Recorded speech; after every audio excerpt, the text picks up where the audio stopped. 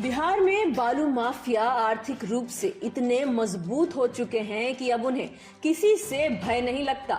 सरकार भले बालू घाटों की नीलामी करे, लेकिन बालू निकालेंगे बालू माफिया।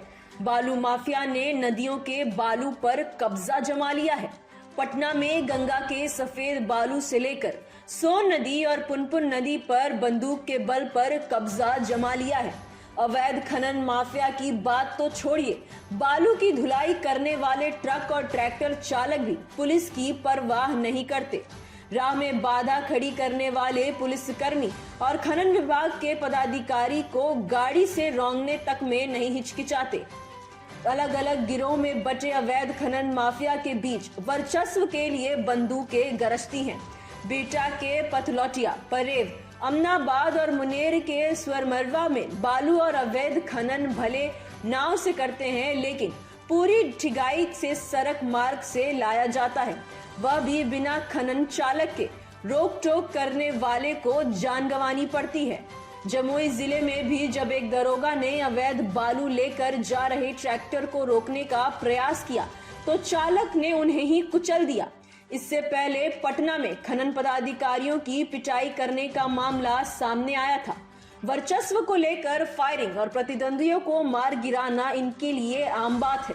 बालू के अवैध कारोबार में सफेद पोश और पुलिस के बीच से ही कुछ कर्मियों का गठजोड़ भी कई बार सामने आया है। बड़े पैमाने पर कार्रवाई का दावा भी हुआ, लेकिन धंधा नहीं रुका। केवल पटना ही नहीं, औरंगाबाद, बांका, जमुई, सारण समेत नदी किनारे वाले क्षेत्रों में इस गठजोड़ को तोड़ने के लिए प्रयास भी किए गए। पूरी तरह अंकुश नहीं लगने के पीछे प्रतिदिन की मोटी कमाई है। पटना के ऐसे घाट हैं जहां माफिया को हर रोज 40 से 50 लाख रुपए की आमदनी होती है। इसका हिस्सा कई स्तरों पर पहुंचता है। यही कारण है कि पुलिस टीम के आने से पहले माफिया गायब हो जाते हैं।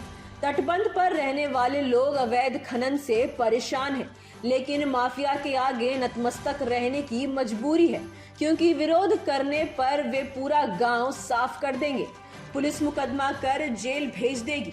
माफियागिरी से प्रभावित होकर युवा इस काले कारोबार के हिस्सेदार बन रहे हैं।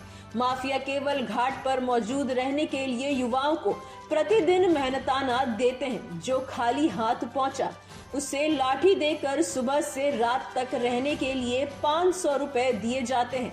उन्हें लठैत कहा जाता है। विस्तृत सूत्रों की माने तो केंद्रीय क्षेत्र के पुलिस महानिरीक्षक के कार्यालय से 27 अक्टूबर 2021 को परम गोपनीय अत्यावश्यक पत्र जारी हुआ था, जो पटना, भोजपुर, औरंगाबाद, सारण, रोहतास और कैमूर के एसपी को भेजा गया था।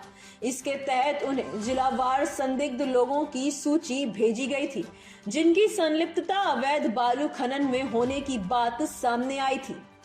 इस पत्र के माध्यम से prevention of money laundering act 2002 के तहत कार्रवाई करने के लिए पुलिस अधीक्षकों से संदिग्धों के संपूर्ण ब्यौरा के साथ प्रस्ताव मांगा था।